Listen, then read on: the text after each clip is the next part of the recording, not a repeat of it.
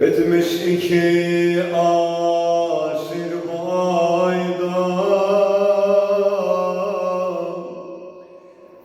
giydi kefen el gana battı. Allah Allah Allah, Ekber abada geldi ama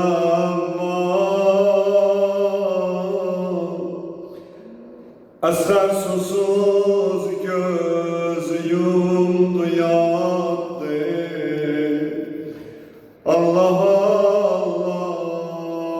Allah Allah, şeşmaheden tenhar babe, gane batan kundak sattı. Allah Allah Allah, Mah-ı Muharrem başa gare, bağlaram ben, bağlaram ben. Her yerde asgar adı gelse, ağlaram ben, ağlaram ben. Uca diyen Yasin,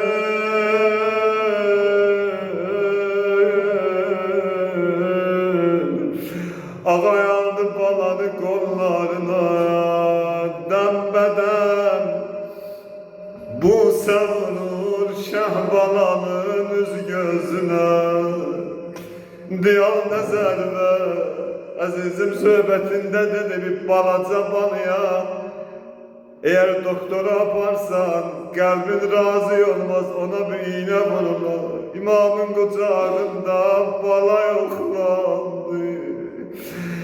Dembeden bu savunur Şehbalanın üz gözüne. Bu sene gördü ki razı elemir öz özüne.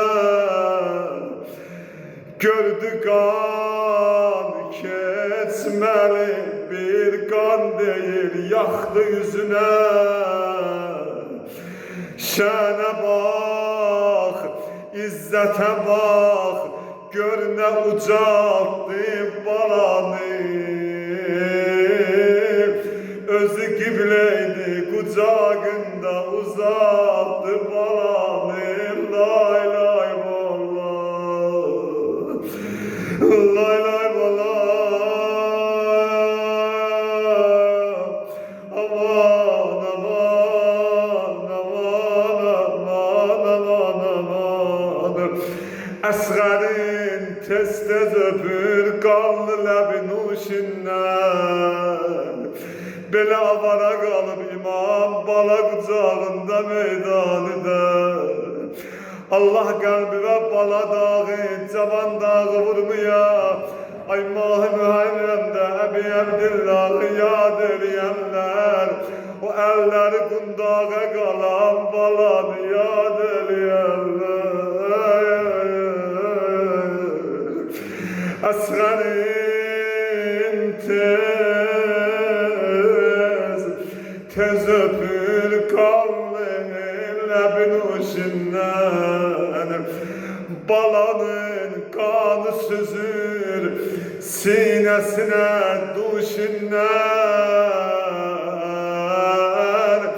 Bir nefer yoktu yana meyyiti yağuşundan. Camala camala, bahem diyen Yasin,